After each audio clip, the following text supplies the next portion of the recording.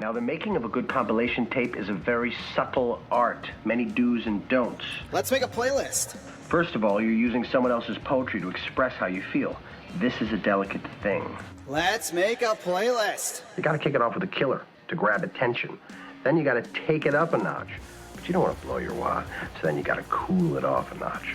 There are a lot of rules. No rules here. This is Let's Make a Playlist with Jonathan Howe. Welcome back to another edition of Let's Make a Playlist, the show where we explore the lost art of making a playlist, mixtape, or CD with musicians and music-adjacent folks. Before we get to a great chat with our awesome guest, Ashleigh Darrach, a few housekeeping notes. This show has a Patreon where you can subscribe to get early access to extended episodes and reserve your copy of our end-of-season zine, recapping the season with complete playlists, Desert Island albums, and more from each episode and guest. If a subscription's not for you, but you want to support me and this show, please like, rate, review, leave a comment, interact in any sort of way with this episode. Wherever you listen to podcasts, it really helps grow this thing, and hopefully we get more music fans connected with new songs and artists too. Even just good old-fashioned word of mouth goes a long way. Tell 3 friends about this show. Let's make a playlist. I also play in a band. We're called Green White Checkered. We have some shows coming up, including January 25th at No Tell Cocktail in Niagara Falls. That show is free to attend. It's just us playing covers and originals. If you're local to Niagara, come and check it out. February 15th, we are at the Warehouse Concert Hall in St. Catharines, opening up for Interface. February 22nd, we are back in Niagara Falls with our friends Panharmonicon and our new friends Daybreak from Toronto. And March 29th, we are at Taps Brewhouse, opening for the tragically hip cover band The Trip as part of AP's Rock for Food charity show. You can find ticket links on our socials at Green White Checkered Band, or you can DM me at Jonathan on air. We would love to see you at a show. And hopefully you'll check out our new EP, or relatively new EP, the first one, which is available streaming anywhere and everywhere that you get your music now. Before we get to Ash, I want to get into, updating my playlist, because not only am I having our guests do playlists this year, but season 1, I've been pulling songs for myself, and today I picked a song for stoners. And when I think of that, I think of the band Rush. And the first time that I saw Rush back in, I want to say it was 2008 or 2009, probably 2008, maybe 2009. Kind of blends together. But it was their Stakes and Arrows tour. They were out on the road. They were playing in Toronto. And the middle portion of the show kind of started to get a little bit progressive. Got a little rushy, if you will. And they played the song Witch Hunt from Moving Pictures. That would be my pick for this. Because when I remember, I was only like 13 at the time, or 12. But there was a mysterious haze that went up in the air around the Molson Amphitheater at the time when that particular song came on. So I would say Witch Hunt by Rush is my song for stoners for this week. And that, I believe that makes track 8. I think we're on episode 8 of the year. So thanks for everybody who's been playing along and listening along to the podcast and my playlist. And okay. On to the show this week. We have my pal and coworker, Ashleigh Darrach. You may know Ash, or at least her voice, from the airwaves of 97.7 Hits FM in St. Catharines, CJ92 in Calgary, or 100.3 The Bear in Edmonton. Besides being a rock radio host, she's also worked as a music director, weighing in on the songs you hear, so you can trust she's opinionated on her tunes. Thankfully, for me anyways, we like a lot of the same bands and have gone to shows together, so you can trust that Ash is not going to steer us wrong in this playlist, at least as long as you like my taste of music. Anyways, we get into wedding music. We get into the battle between having a band or a wedding DJ. She gives us a definition of butt rock. And of course, we get into her favorite radio stations from the Grand Theft Auto world. I'll always be grateful that I had Ash to lean on when I was starting in rock radio, and I'm really happy that she came on to do this show too. Let's get to that conversation now. All right, we're back for another edition of Let's Make a Playlist. It's Jonathan Howe alongside I recruited a coworker, believe it or not, for this show now, and a good pal of mine, Ashleigh Darrach. Did I always mess it up? Did I say it right this time? You did. You nailed it. Nice. I have to remember, like, C is silent, but the H is technically there, right? Yeah, you nailed it. No sweat Nice. there. Well, you're out there in the basement freezing your butt off, so I won't take up too much of your time. We'll try to race through the game. But I gotta ask, how has the new year been so far for you? Busy jobs. I say jobs because you've got multiple stations that you're working on and being an on-air personality for these days. It's been good. I have not necessarily like a resolution, but I'm trying to get back to the gym, get myself in shape a little bit. So as of today, I am sore. Um, Doing literally anything is like you could feel every single fiber going. But New Year's been good. It's been nice, honestly, to be out of holidays for show stuff, just Yeah, because it's so like what do you talk about leading up to Christmas? Everyone's thinking about one thing. It becomes dry for content. So, especially for a couple cities that I'm not living in, it's nice to be back out of the holidays and have other stuff going on right now. yeah, absolutely. And that's a good point that I don't really think about. Like I did 12 days on air in a row around the holidays, and I Mm-hmm. thought that was bad enough where I was like, all right, I guess I'm going to talk about resolutions again, or I'm going to talk Yeah. about like what you got for Christmas this time again. But when you've got to do it like 3 times a day on 3 different spots, like how does somebody come up with that content level? Well, thankfully, I have a lot of people on Facebook from like St. Catharines in the Niagara area, for example. So even though I'm not like directly in Ontario, I still am kind of like getting the lay of the land, what people are complaining about over here, what's awesome over here. So that definitely helps, like social media. Um, Other than that, just like paying attention to what's going on in every single city and trying to find a way because I've spent a lot of time in each of the cities to localize it there. I don't know. It's tricky. Sometimes the same stuff will go for all three shows. Like if it's music related stuff, I can use the same content, not delivered in the same way. But sometimes when it's like, I don't know, McDavid's wife, for example, is opening up a bar downtown Edmonton. I'm talking about that on the Bear. If I talk about that in Calgary, they will put me in a stake in town square. You know what I mean? So we have to like pick and choose, but you Yeah, get the hang of it after a bit. yeah, that's the last thing they want to hear about in Calgary is anything to do with the Oilers, right?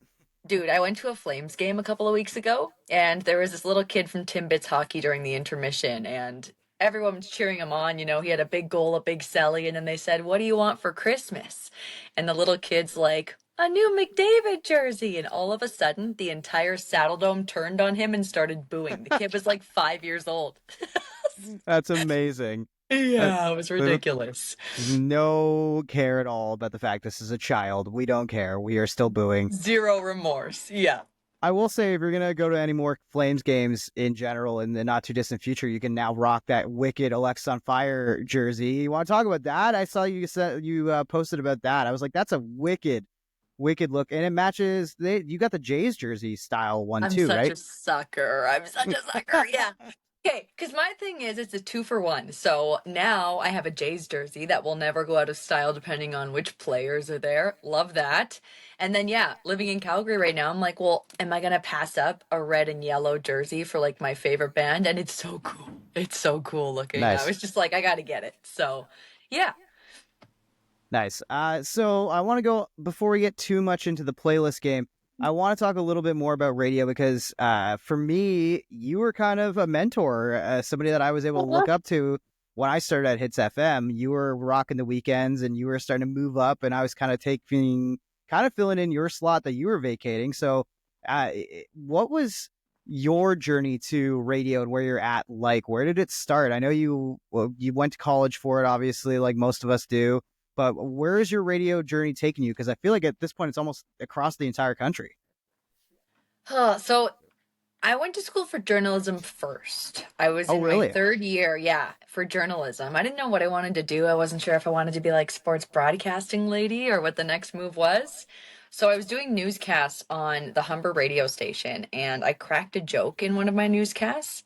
And my professor came in and was like, "Yo, it's the news. Like, you can't do that. You can't be joking in the news." But that was pretty good if you ever considered radio. And at the time, I needed to do an internship for journalism anyway. So I started to go to The Edge in Toronto Nice. and immediately just kind of like fell in love with the environment and became really chummy with some of the people on the street team and then like gradually worked my way up. So I took a radio program after that. I became really close with a couple people at the Edge, and then I went to Europe for a month on like a grad trip. I figured like if I am going to get into radio, I'll never be able to do that again. And literally a week after I got back, I got an email asking me to move out to Grand Falls, New Brunswick to host a morning show with someone I'd never met. I was like, oh God, like, okay, here we go. So packed up my life with like no notice, purchased an apartment or rented one that I only saw on Zoom, and like the floors were crooked and stuff. It was ridiculous. It was $400 a month all in. That should tell you like everything you need to know. What a Um, steal. What a steal. Oh my God. The only things in my town were like a gas station slash Subway. They were in the same restaurant. And then a liquor slash grocery store. Like it was out there. So I was Yet on somehow that. still had a radio station. It did. K93, Grand Falls. So yeah, I was on there for 8 months. And then my boss at the time, I reached out to him because I saw the hits had posted for their evening weekend. And I was like, hey, this is like my favorite radio station in the whole wide world. I think I want to apply. And he's like, you're not ready yet. I really don't think you should apply. And I was like, respectfully, veto, I'm applying. So I applied, got it, moved to Hits, like lived in Thorold for a little while, then Hamilton. And then, yeah, it was like a random day. I got an email saying, do you want to move to Calgary? And I hadn't really anticipated that, but I was kind of looking down the line at what this could mean for me career wise and like job security wise in radio. Mm-hmm. And I think that had I not taken that move, my career might look a little different at this point. So moved to Calgary, was doing hits in Calgary at the same time. And then in February, they asked me to start doing the bear. Oh, they told me to start doing the bear in February. So that's been good You too. were voluntold. Yes, but I'm Yeah. happy that I'm on there now because that's a legendary station too. It's kind of like Hits. It's been around forever. Yeah. No, it's wild what this job, this line of work that we're in, how it can take you all over the place. I mean, I very nearly took a job very similar to like a New Brunswick style job, like it was like a town in Ontario that was like 2 hours east, or yeah, 2 hours east of Winnipeg. So it was way out there in Ontario, Oh and I was yeah. so close to taking it because I'm like, it's full time, I can do it. And then I was thinking about it, and I was like, I'm in the middle of racing season. I don't want to leave the racetrack. I don't want to leave my friends. I'm getting married this year. It's a whole lot. So I passed it up. But you never know where this job might take you in the future, right? You kind of have to be open to those opportunities. I wanted to ask you about, congratulations. I haven't had a chance to really like say it yet, but congratulations I on know. getting I was waiting engaged. to congratulate you on your wedding too because I haven't seen your face. Obviously, we texted, but Yeah, right. How we haven't had a chance to like really like talk and be like, oh yeah, congratulations, celebrations, woo. Um, yeah. Music obviously very important to you, and it always kind of has been. And it's kind of important to your husband to be as well. So, how important is the music at the wedding going to be? Oh, I feel like probably pretty important. Like we're gonna do a Vegas wedding, so it's gonna be a party, which means like the reception music needs to hit. It needs to give that energy. But also, I think I'm going to be one of those brides that maybe comes down the aisle to like a piano version of one of her favorite rock songs. I have no clue which one that'll be yet, but I feel like, yeah, probably pretty Nice. important to the both of us considering he's a musician too. How did you figure out your wedding music? Like, what was your approach? Any tips are welcome. Yeah, I mean, we did like kind of the small intimate kind of wedding where my mom's cousin has like an Airbnb type property on the Niagara Parkway. So we're like, okay, great. Like we're gonna do backyard barbecue style wedding, super low key. And then, It looked so nice, by the way. yeah, it turned out so like perfect. Like in terms of well, I'm sure everybody and their mom has told you to enjoy the day, no matter what like kind of wedding you have and where you have it. Just like enjoy the day because you only get one wedding day, or you're supposed to only get one wedding day. Hmm. So just enjoy it as best you can. And it goes by so fast. And yeah, absolutely goes by super fast. But yeah, because we were doing the backyard style wedding, I didn't know what we were gonna do at first. I didn't want to do like the DJ thing. Hmm. Like I don't know, it didn't feel like right for being outside, and even for like what Kyra and I like we go to rock concerts. Like as much as we've gone to raves and we enjoy dance music and a lot of other stuff, we're also rock people. So I actually ended up like messaging my favorite like kind of local band who do a bunch of great covers of like kind of dancier funk stuff as well as rock covers.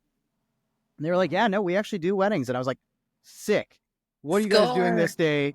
And then from there, it kind of like once we picked like the music for the reception, we were like, what do we do during like the ceremony? And then we ended up having another local musician Sleepy Jean come out to sing.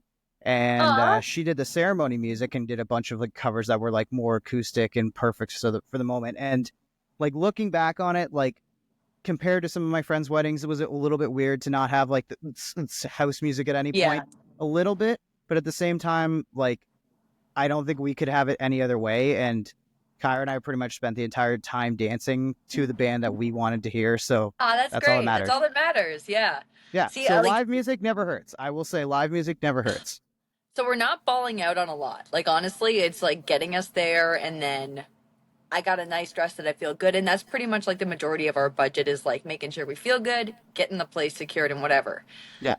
I have contemplated putting a bigger budget aside and like hitting up a couple of my favorite bands and just being like, please, if we fly you to Vegas somehow, if we find like a seat sale, will you come do it? But it's a long stretch, like to get anybody to travel. However, Michael Krusty, photographer. If our schedules align, we're going to fly him out to Vegas and he's going to shoot our wedding for us, because I think a live music photographer and just like their ability to capture moments is a little more our style than like posing together. Like, sure, we'll get a couple of those, but you know what I mean? Like, I would prefer a little more candid things throughout the night. So if our schedules align, he's going to come at least, which is awesome. That's what we did too. We actually asked a friend of mine from high school who was just getting into photography, and I was like, "Great, you don't have any preconceived notions about how to do this. Shoot candidly as much as you possibly can." The other thing we did too, which was super fun, was that we had disposable cameras, and we put them all on like everybody's table. I don't know how many guests you're bringing because it's a destination wedding, all that sort of stuff. But if you do any disposable cameras, I will say, make sure the flash is on. Even if you think there's great lighting, there's not as good a lighting as you need for some of those, but most of our photos turned out. But there was a couple, especially even like on our honeymoon, where like I had the blinds closed and I'm like, it's still bright in here, I shouldn't need to whatever. And then it didn't turn out. So I will say, if you're doing anything on film, appropriately use flashes. Noted. I love film. I have like Polaroids and disposables coming out the wazoo, so I thought definitely something to consider for the wedding. It's also expensive to get them developed, but I feel like worth it. So flash on. Okay. Yeah. It was expensive, but like what we ended up spending on photography, we got lucky. It all balanced itself out, so it was nice. But I feel like that's one thing to splurge on anyway. Like, your pictures are going to last you forever. You know what I mean? Yeah, exactly. Like, we didn't do a ton of video, and I'm already kind of regretting that. Like, we kind of we told our old coworker as well, Tim Dennis, who is our officiant. We told him to kind of tell everybody, like, hey, like, save your photography. We have a photographer. But we didn't think about the fact that meant that also nobody was going to have any, like, cell phone footage of us, like, walking down the aisle or back and forth or whatever, right? So true. Okay. So think about those things. I will say, think about those things. But obviously, think about the music more than anything. You have in your journeys as a rock radio personality, you've also done the music directing thing and had a say in what gets played on the radio at various stations. I'm going to give you veto power on this question if it's too hard to answer or it's too personal. That's fine. But the question is, one song you wish, and it doesn't matter which station, but one song you wish was played more on rock radio, and one song that you were so tired and you wish you could pull from every like rock radio playlist.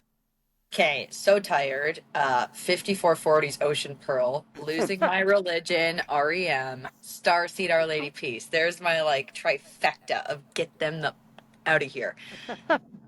Thank you for answering that. I thought that might be too hard for you to do, but I'm glad you could be honest about it. On the record all day, it's just oversaturation. I'm not going to say they suck, those songs, maybe Ocean Pearl, but it's just a little too much, you know? Okay. A song that needs to get played more on the radio. This one's tricky. Maybe my mind's going to like new releases, but I just want to say like more kick-ass like local bands. Like, get the Dirty Nil on the radio. Heck if you want me to come out point blank and say, get them on. Yeah. A band that we have had the pleasure of seeing together. I don't remember even what tour cycle that was or what year that was, but that was a good show. That's all I remember that. All I remember is that it was at the Phoenix, and it felt like the floor was going to break that night. Everyone jumping, it felt like the floor was going like this. Yeah, I do remember that, which doesn't happen often at the Phoenix. I've had that at other venues, but the Phoenix, for it to be shaken like that, that's something that only the Nil could do. I mean, heck, Oh yeah. the joke is they broke that church that Kyra and I just saw them play at in Hamilton, and what is it, the United something or other, United Church or whatever, that it held the AC/DC Dirty Nil show. It was awesome. The FOMO I had after that night, I have so many buddies that went to that show, like yourself included. All the photos I saw after, everything. Just the fact that it's in Hamilton. I love Hamilton with my whole heart. I miss living there very dearly. Uh-huh. Oh, I was so choked I couldn't go to that show. What about for all of us who are back here in Ontario, has there been a venue that you've started to kind of make your regular appearance at? Like that is the spot to go and see a show where you're at now in Alberta? Yeah, there's two. The one is called Dickens. It's like this dirty, grungy, kind of legendary punk bar. You have to go downstairs to get to it, and it's small and sweaty, but it's a lot of fun, and I've seen some really great bands roll through there. My other favorite is a place called the Palace Theater. It's on like this pedestrian only strip, and it's got this big marquee out the front, and the inside is kind of similar to the Opera House, where Uh-huh. it's done up like cathedral paintings on the ceilings and like the nice plaster and molding, and it's a really big kind of round room with it's basically all GA. So, and there's a Nice. mezzanine in there too that wraps around the top. I would say those are my two kind of go-to spots here. There's a couple other ones, but what Calgary's really missing, and it sucks because we miss a lot of bands, is that mid-size venue, like the Glorious Sons, for example. They played the Grey Eagle, which is a casino, last time. They sold it out.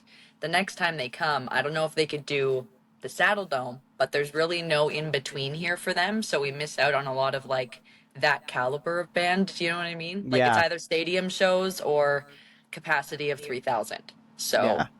Yeah, that's something that's kind of come up a lot on the show as I've talked to a lot of like local Niagara artists over the last, few shows and over this last bit of the season, right? Is we're slowly in Niagara and in Southern Ontario finally getting to a place where we have kind of all of the rankings all the way up. Like hmm you can't play in Toronto at Scotiabank Arena. You can come down and play the Meridian Center. Oh, you can't play Meridian? You can go play to 2,500 to 5,000 people at the casino. And then yeah. from there, it's like there's a drop off to the warehouse. But there's some hot rumors about some venues that might be opening right around the corner from me in Niagara Falls. That is around 1,500 cap, give or take, style. Really? Yes. So maybe Niagara Falls could be the new hotbed for some like mid-level bands coming through who are, it's a quick, easy drive over the border and then back to Buffalo or wherever else they want to hit on their tour. Can you tell me any more about these hot rumors, or can you just leave it there? Like, what's the dealio? Well, What do you know? so it's all word of mouth. Like I haven't seen confirmed reports, so I'm like taking everything I've heard with a grain of salt. But with my band, we play on Queen Street in Niagara Falls. Mhm. We've got a bunch of shows actually all scheduled on Queen Street over the next couple months, which is weird how Hey, that that's worked out. exciting. Yeah, it was weird how it worked out to play 3 different spots on the same street in one town over the next 3 months, but whatever, we'll take it. Good for you. And I was in one of the spots hitting an open mic night, and I was talking to the owner of the bar, and they were saying that they had some workers come through, and there's a theater called the Seneca Theater on Queen Street in Niagara Falls, and they were talking about these workers were coming in, and they've been talking about how they're doing renovations on the theater, which has gone from being like a playhouse kind of thing to they've taken all the seats out of it, and they're setting it up almost like a Danforth music hall style Ooh. venue, like right on the main downtown drag of Niagara Falls, like away from the tourist area a little bit. Mhm. So it's going to cater, I think, more to the locals, but it's still not out of the way for somebody who's like, I'm coming to Staying Niagara on the Falls. strip or whatever. Yeah. So again, I haven't seen any official reports about it. I haven't seen specifically any links to it. Like it's not an Mhm. official Live Nation venue, but like there's going to be some involvement with Live Nation, which is what I've heard. So I don't know. Until there's like a confirmed report, I will believe it then. But Yeah. it's exciting about the prospects of something like that coming to Niagara. And now we have, the warehouse where you can start and you can headline, and then if you play well there, maybe you can move up to a place that's like 1,000 cap now in Mhm. Southern Ontario, which we don't really have.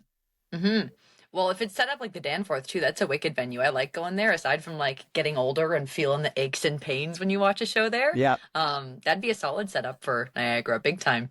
Yeah, so we'll see. Like I said, I keep hearing rumors about it. I haven't heard anybody like flat out confirm it one way or the other. So, and this is not the first time I've heard rumors or like I've seen construction projects start and then not finish in this city. So I've got my fingers crossed, and Have you hopefully, asked Hits Nation? Maybe that we have a mole ooh, among us or something, you know? I'll have to see because again, construction worker, if they're gonna be listening to any radio station around Southern Ontario while they work, it's probably gonna be Hits FM. I'm gonna have to Open the float this case out. file, buddy. I'm Let's gonna have get to it float going. this I out. want to know. Yes, I will keep you posted. I'll get more info on this and report back Okay. to you. All right, let's get into the real portion of the show here, which I don't know if you've caught an episode or not yet, Ashleigh, but this show is all about exploring the lost art of the playlist, the mixtape, the mix CD, which we've all had to make at some point in our lives for somebody. But when was the last time you either made someone a mixtape, mix CD, or like flat out just a regular playlist? I'm a bit of a romantic, truthfully. So before Brandon moved to Ontario, I made him a mix CD of all the songs that either reminded me of him or that I thought he'd like.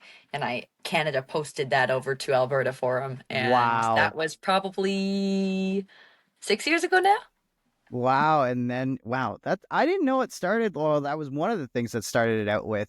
I know obviously music was like an easy bonding point for the both of you, but Hmm. to full on go romantic and make the mixtape, did Brandon keep it? That's the real question. He has it somewhere. He's upstairs, and I don't know where it is right now, but he has kept it. Yeah, we're both sentimental too, so we're hoarders.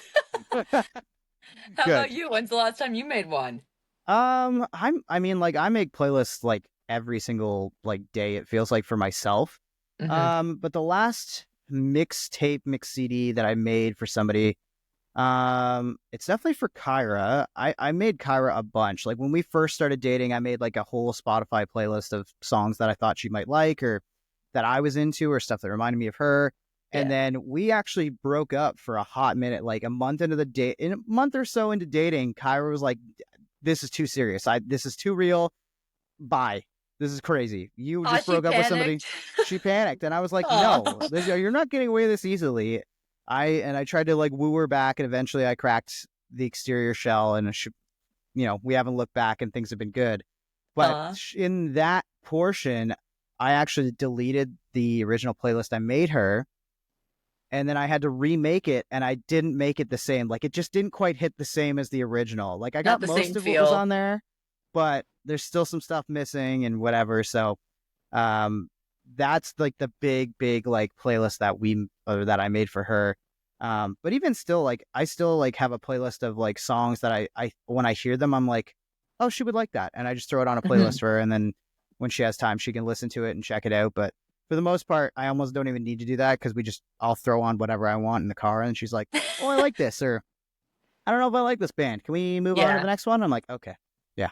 Apparently, you can do, I haven't tried this yet, so I'm not sure, but like a shared playlist where you can both collaborate to it at the same time. So you guys could like have an ongoing thing where it's like you just chuck the songs in Yeah, there that you want each other to check out. I have that with my band actually. Oh, that's Yeah, cool. yeah, we have like a little inspiration playlist. It's like every time it's like I want to write a song like this. Okay, and you throw Mhm. it in the list, and then somebody hopefully comes up with an idea that's close to it or something like that. But yeah, no, the collaboration playlists, they're key. But Kyra is definitely the kind of person that she trusts my judgment, and she Yeah. doesn't do as much discovery as I do. But Okay. I think that's just like us working in radio, right? Like I'm sure I'm like that person in our relationship too. Yeah. right? I'm sure, like, as much as Brandon is a musician and has his passions about music, I'm sure, like, anytime he brings you a band, you're probably like, I have already heard their single. They already sent it to us or whatever, right? In a Hmm. lot of cases. A lot of the times, yeah. Or it's just I'm constantly in my new music playlist that's like recommended to me on Apple. New one comes out tomorrow, and I skim through it every week. Sometimes it's like huge miss, but sometimes you'll find a couple, and then even through their similar artists at the bottom, like you can just go so deep and find so many cool new things to listen to. Yeah, absolutely. And speaking of songs that are cool and new to listen to, hopefully your playlist is going to be filled with all that. In this cool David Bowie Vans hat here, Ashleigh, I've got 60 or so song superlatives. I'm going to draw them out. We're going to make a 12-song playlist. Whatever is the first song that comes to your brain that answers the superlative, that is what's going on the playlist here. So Oh God, okay. All right. For the first track of Ashleigh Darrach's Ultimate Playlist, we're starting strong. Your favorite ballad. I want to know what love is. Ooh, Foreigner. that's a good one. That is like the ultimate one. I gotta get my notes out so I can write them down. But that is, I don't know if there's a better ballad. Like I always liked Home Sweet Home, Mm-hmm. and I just listened to a podcast all about November Rain specifically. So good. And that's a good ballad, but that is that's the ultimate one. Has that ever been on a playlist? Like, have you put that on a playlist for somebody, for Brandon, maybe? I don't believe I gave him that one, but wouldn't be opposed necessarily. Foreigner Yeah. can fit in many different timing and situations. Yeah, I like that. I want to know what love is. Track 1. I like that. All right, let's see what track 2 is going to be here for you, Ash. Let's see. A song from a band in your local scene or hometown. Now, this one you can flex on a little bit because you've lived in a lot of different spots. So if you want to go with a Hamilton band, I'm not going to shame you for it. But if there's a Calgary band that people should be checking out too, that more the merrier.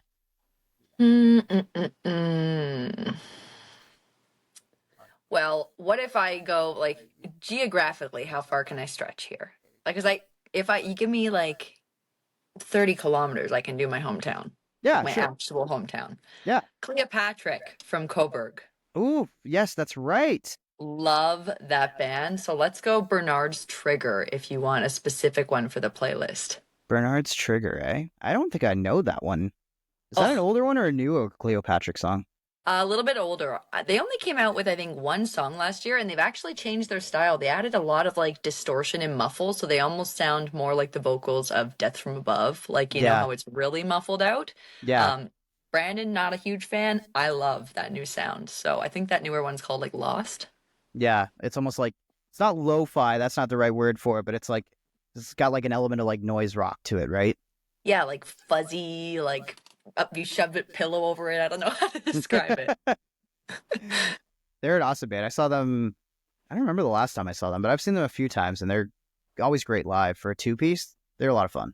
Yeah, they came out to Stampede not this last summer, but the summer before, and I made sure to catch that one because at the Coke stage there is what they call it. It's Yep, always free as long as you get your admission. So sweet. bonus. Yeah.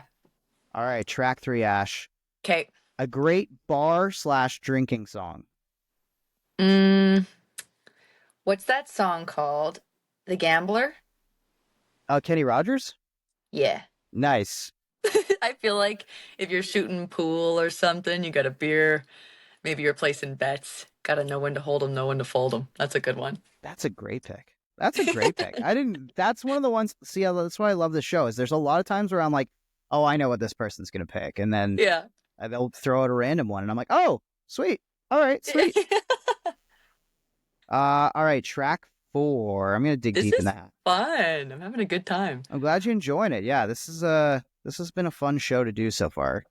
Let's go with track 4. Favorite song you've heard live? I'm gonna say it might have been at Evanescence this past summer when I saw them. Oh yeah. Maybe Call Me When You're Sober. Wow.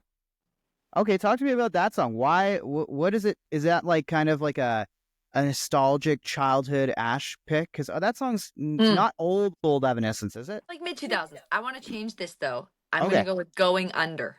Going Under, Evanescence. Same thing. No, Amy Lee, just like it's very rare nowadays that I go see a band live and their vocalist immediately lights up my body with goosebumps, like right away. Uh-huh. Between Amy Lee and Lizzie Hale that night, especially they did a duet together. Like I don't Oh know my what that God. song's called off the top of my head, but that was incredible. Probably that or this one's not a playlist one, but I'll just say as like a bonus one, seeing Shane Hawkins perform My Hero on the drums That's right. for a live one. I feel like that's pretty incredible and hard to Because you top. went to the LA show, the tribute show for Taylor Hawkins. Oh my God. Mhm. I don't even think I've ever really got to ask you about that. What was that experience like? The whole thing was crazy. It was like a whirlwind. So basically, I was just trying to get tickets, and my station was also trying to get tickets separately. But I was like, if I can get them, I'm going to ask for forgiveness and not permission. I need to be there if I can. Yeah. So I managed to get them. Boss was kind of ticked. He wanted our morning show to go, but the tickets were non-transferable and in my name. So rats, Ashleigh's got to tag along, and we ended up turning it into a contest and taking a listener with us. So we rolled in, and I initially grabbed like one beer because we're at a concert, you know. I'm thinking it's going to be a good time. Very quickly, I realized that we were going to be in for like the longest night of live music ever, and I was so close to the stage. I did not want to risk peeing or the need to pee or anything like that. So, getting to see legends, everyone from like Jack Black bringing out Geddy Lee and Hmm. Alex Lifeson to like John Paul Jones, like just insane. And then seeing the Foo Fighters team up with all of Taylor Hawkins' favorite bands. And then, like, obviously, when his son took the drums, he looks spitting image like him. I've had the opportunity to see Taylor Hawkins twice. So it was so, I bawled like a little baby. It was insane. It was everybody in that place. There was not a single dry eye, but just seeing like the collective come together to support who that guy was as a human and a musician, like, I'll never see a better night of live music in my life, which is both a bummer and really special. But Yeah, it's like people who went to Sarstock, right? Like you look through the lineup of like some of these legendary shows, and I think we all have one. Like I went to a Riot Fest lineup one time, but I couldn't believe it, and even still reflecting on it, the amount of bands that I saw in one day. But it's the heaviness that must have been there. Like, did it still feel like a celebration? Were people still able to like rock out and cheer, or was it like subdued in a way? so it was like mainly a celebration. I say that because when at first Dave Grohl and the rest of like the Foo Fighters came out, everyone was just like choked up, but cheering for them, you know? And then Dave Grohl had like, he was choked up too, and he said that Taylor loved to laugh, Taylor loved to smile. So, like, that's what we're about here tonight. And throughout the night, everyone who came up on stage, like, they were given opportunity to talk if they want to. Like, there was no rush to get out of there. So a lot of it was just like recapping a lot of the amazing stories and things like that. The one part that was like really hard to watch, except for Shane Hawkins, was Alanis Morissette, because he used to drum for her too way back in the Uh-huh. day, and then she came out and sang "And I'm Here." What song is that? You want to know? Yeah, that Yeah. one. So she was singing this, and she was moved to literal tears. She was sobbing, but she was giving it her all, the entire performance. So you could tell that like everyone was there doing it for him, even if it was really tough to be there. And I think the fans were just like grateful to be there and to be able to take it all in and celebrate him as well. So yeah, it was Yeah. crazy.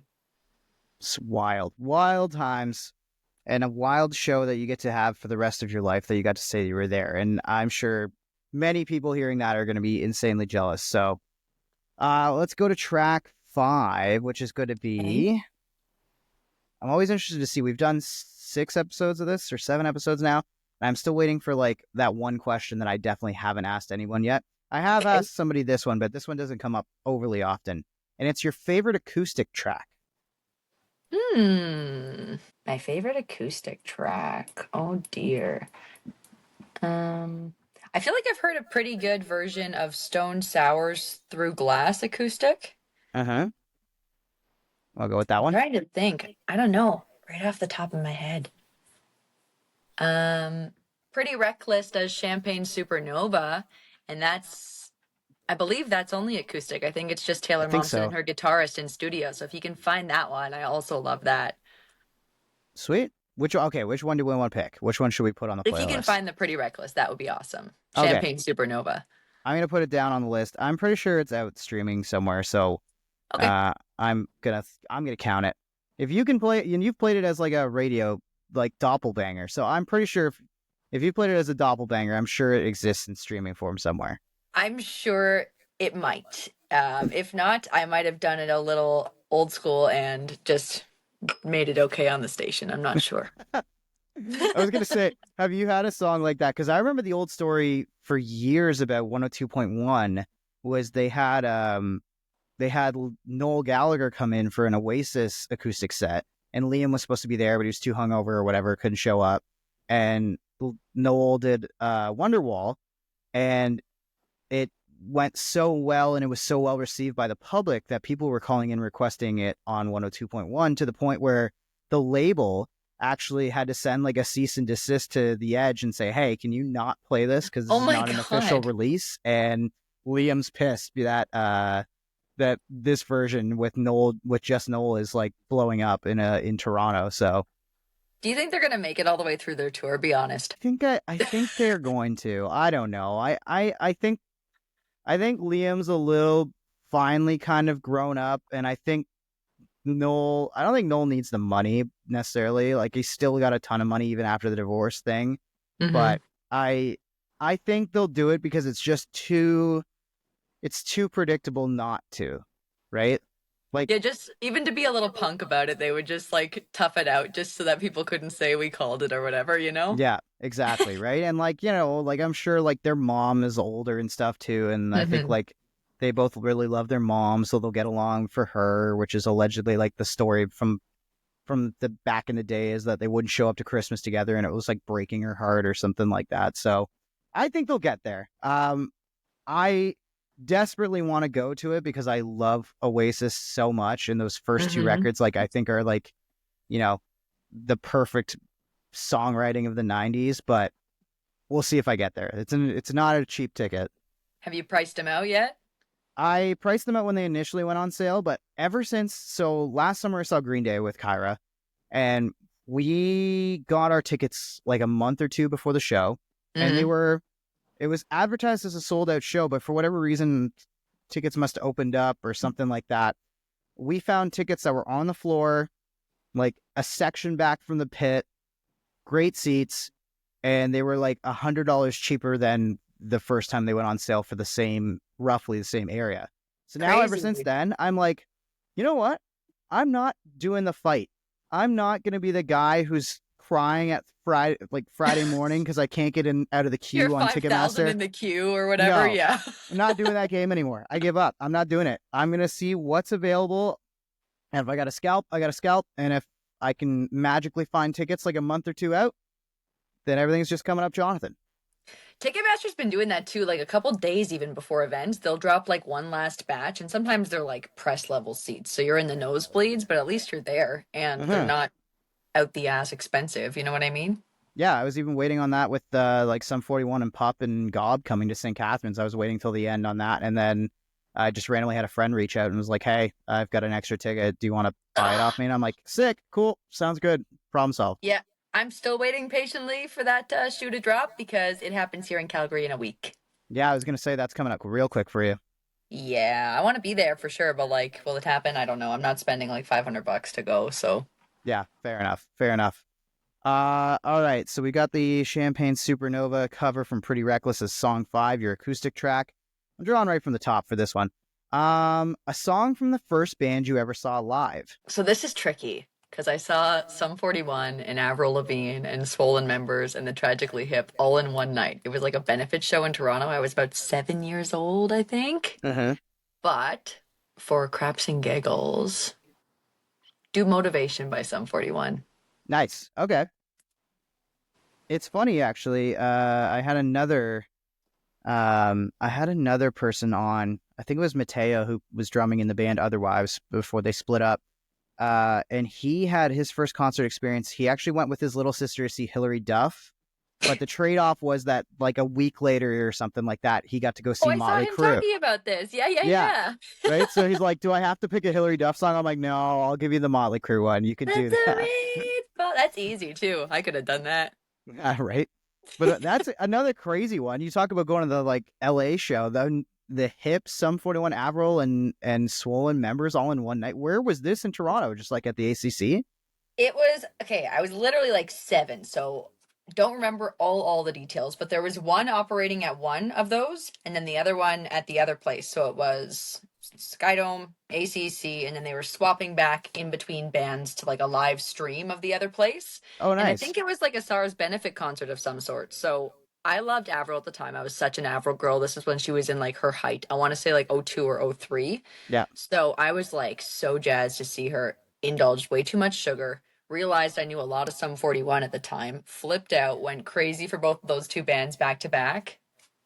I fell asleep during the hip. No. So I've seen them once since in my adult life. So I was second row for that. That was very good. I made up for it, but I totally, as a young kid, passed out for the majority of the hip set. Well, I never got to see them at all. So at least you got to double down and see them. So No. they were that one band that I always just kind of put off. Like I was going to go see, I was living in Toronto at the time and I didn't quite have enough money. I was in school and they were playing with Arkells. And it was around the time Arkells' second record, Michigan Left, came out, which is my favorite of the So Arkells good, albums. yeah. So I was like, oh, I should go see that show. It's the hip. Like, and then I was just, oh, I can't make it. I'll figure it out. And then like they would play Niagara on the Lake and then just never happened. St. Catharines never happened. Like I just never really had the money or like made it a priority because I was like, oh, they're just going to be around forever. And then one day they weren't. And then now I'm very sad, forever sad about it. That's me with Ozzy. I'm in the same boat for him. Well, there's still a chance. I have 2 kidneys. I could, I only need the one to get out to wherever he's gonna. No, because he said he's not gonna tour. He said he's if he ever does a show again, he's gonna invite the other fellas from Sabbath. He's gonna do a bunch of his own stuff, his stuff with Sabbath, and it'll be a one and done. Probably one place. Like if it's UK, Wembley maybe. Could Ozzy fill Wembley by himself? I feel like maybe for one last hurrah. Yeah, if it was the final one, I was gonna say, what if it's the Sphere? Maybe like while you're getting in Vegas to get married, maybe you can find a way to get in touch with Sharon and make that happen. Ozzy could be your wedding music.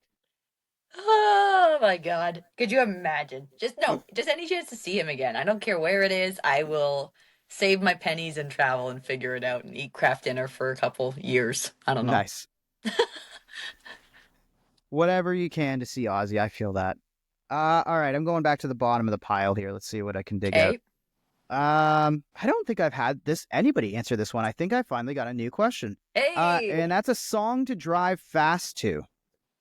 Unchained Van Halen. Perfect pick. That one is one that I'll actually, like, when it comes on, I'll actively look down and see, like, whoa. You know what I mean? Gotta ease off a little bit. Yeah. No, there's a lot of Van Halen that would, I think, work for that. Even like, Van Halen Jason, you could go like Sammy Hagar, I Can't Drive 55, right? But that particular Van Halen track always fires me up. That is a great one for driving fast. I feel like if I ever get a ticket, it'll be to that, so. Are you saying you've never had a speeding ticket? Is that what I mean? No, I have. Okay, I was going to say, I'm like, really? Good for you. I think I've had one, thankfully. Only one, but which you would think for the guy who's into racing as much as I am that I would get nabbed with speeding more often. But no, I am relatively a safe driver. All right. Relatively. Let's go to track 8. A song to dance to. Could go slow dance. You could go fast dance. Could be a rave song. I don't know. Wherever you want to go with this. Whatever gets you moving. A song to dance to. Ain't Got No Home by Clarence the Frogman Henry. Also my dog's favorite song. We dance to it daily. Okay, which dog? Bandit. Nice. And sorry, who was the artist on that again? Clarence Frogman Henry. If you've ever seen the movie The Lost Boys, you might recognize it. It's the one where Sam's in the bathtub singing. Ooh. Oh, okay, yeah. Ooh. Yeah. Yes, got it. Dancing to that one. Cut the rug to some Clarence. Nice. All right, track 9 on the playlist. Let's see here. We're digging back into the bottom. And we're going with a song featuring your favorite female singer. And you are allowed to repeat. So I don't know if Amy Lee is your favorite or not, but you're totally allowed to repeat artists if needed. Let's go Back from the Dead, Hailstorm. Ooh, okay. Featuring, you mean like she's singing the whole thing, or do you mean she's featured in it? Could be featured too. Doesn't matter. As long as it's got your favorite female singer singing in the song. No, let's roll with that one. I'm cool with that one. Back from the Dead, Hailstorm. I love Lizzie Hale so much. Yeah, she's awesome. And I love that she's kind of carrying the bandwagon for just generic rock, I feel like. She's obviously more of has her roots in metal, and I think rock music is kind of so fractured that there's not really a true like rock music. It's like every time you come up with or you hear a band and they're a rock band, it's like, okay, well, are they alternative rock, indie rock? Are they punk rock? Are they I'm metal? And lost it's when it like, comes to that stuff. I'm totally lost with these subgenres and stuff, like the post-hardcore and the, oh my God, dude, I don't know. yeah, rock can just be rock sometimes, man. Yeah. Like, it doesn't have to be subdivided as far as it is. And I feel like Lizzie Hale's been like really good about like maintaining that like Hailstorm are a rock band. It's like, yes, they're metal, but like they're Yeah. just carrying the banner for rock, which is good. We need that. And they have a great sound too. There's so many butt rock bands that are very successful right now, and I'll leave that there. But it's its own genre. I know we're not talking about genres anymore, but butt rock could be its own subgenre too. It absolutely is. And I think it gets thrown around a lot for us, especially with what we do and some of the stations we work at. But to the general public, can you define what butt rock is? Because I actually got stopped and asked about this one time, and I was like, it's one of those things that's like, you almost know it when you hear it. It's hard to define.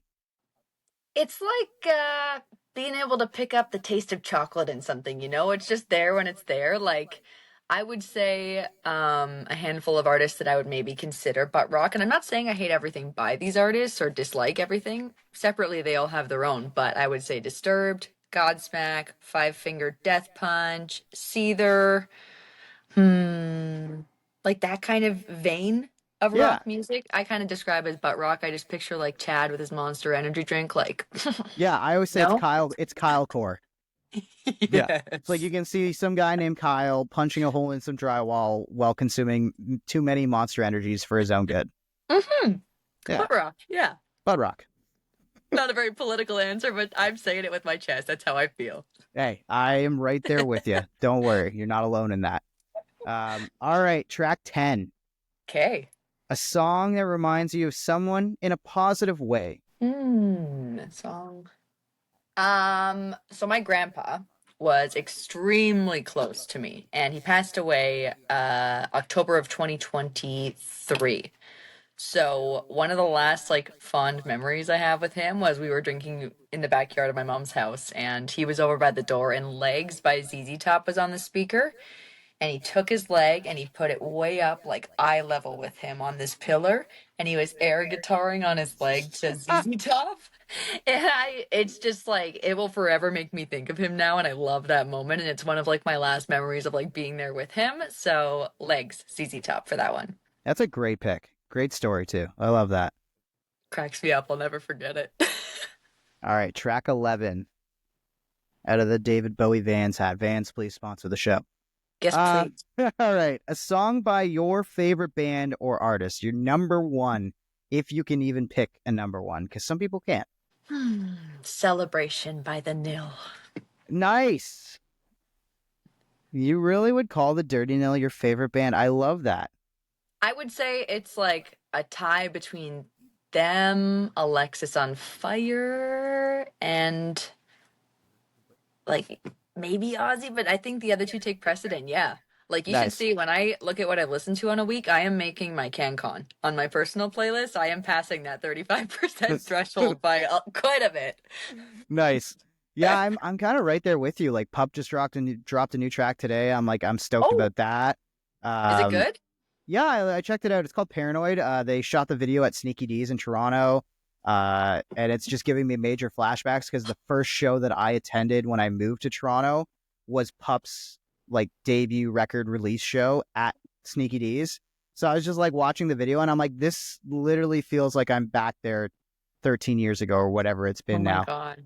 You just made me so homesick single-handedly by saying Sneaky D's. Their Deaths from Above nachos in a concert. Yes. Oh, yeah. The best way to spend an evening. Right. I love that they Yeah. have like multiple artists too that have their own nachos. Like Kyra and I always go for the City and Color ones, which is like I think the Northern Blues nachos. They got steak and bacon on them and the Northern Blues barbecue sauce, which I don't even know where they find it anymore. It was like a Dinalone Foods item, but I don't know if you can order Dinalone Foods has stuff. food? Yes, at one point they had a food division where they sold like hot sauces and barbecue sauces, and then like, and I think it was like Ratbeard's baby, like Jordan Ratbeard from Jordan Hastings from Alexis. Yeah.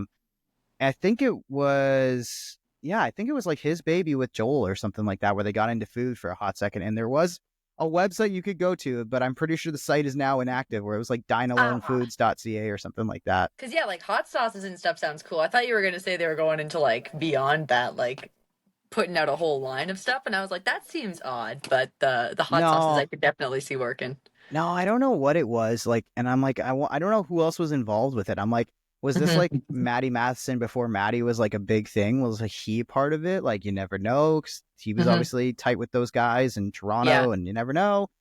But yeah, no, Dine Alone Foods. I remember that being a thing for like a hot minute. Anyways, I don't remember. It's Bring been hasn't it been for a hot. back. Yeah, I know. Bring it back. Yeah. I just want a bottle of Northern Blue's not like hot sauce or barbecue sauce in my house to cook with. That's all I want. It's so good. And every time I'm in Toronto, I'm like, I need Northern Blue's nachos just to get a hit of that sweet sauce. All right, Ash, let's finish it up.